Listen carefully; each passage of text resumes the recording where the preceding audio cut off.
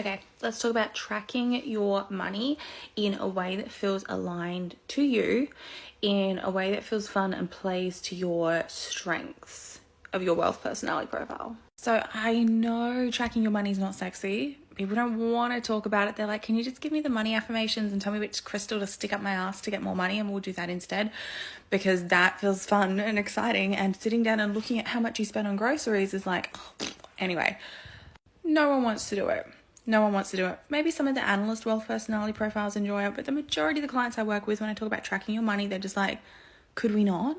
But it's actually really important. You need to know how much it costs to run your life, and you need to be able to identify patterns in not only your spending habits, but patterns in your emotional stuff. And often what this exercise kind of brings up for a lot of people is they realize like, oh, when I'm disappointed, I spend money, or when I'm anxious, I online shop. And so what this strategy can do, not only does it help you realize the highs and the lows in money, and when you've been tracking it for a while, you kind of like panic less, you feel more neutral around money, because you know if there's low amounts of money in your bank account, you've tracked it long enough that you know there'll be high amounts of money in your bank account again soon, because that's just the way life works and money works. But when you're tracking, then you can also look at those emotional patterns, look at those spending patterns, and just have so much more insight into what the fuck you're doing with your money. There are lots of ways to do it. You can use spreadsheets, you can use apps, you can use the back of a napkin, whatever the hell works for you. And this is the thing, there's no one right way, because everyone's brains have different ways of doing things. For me personally, my friends like to put their receipts in the folders the minute they get home. For me, everything goes shoved into the bottom of the drawer, and then I spend 3 days at the end of June doing all my accounting, but I fucking love it. I love it that way. I love it. I go deep dive into my accountants for the last 12 months.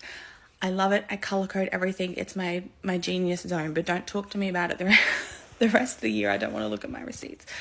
So you know what I mean? It's different for every single person. All of my clients, all of them do this differently. I don't have any two clients that track their money the same way. Some like spreadsheets, some like apps, some like to jot it down in a diary, some have a fancy little binder that they do it.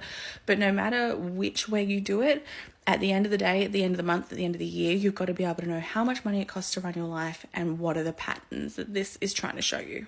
And then as well, like if this is something that you really struggle with, because if you're a winner personality profile, an enthusiast personality profile, in the wealth personality profiles, if you don't know which profile you are, you can click the link in my bio and go find out.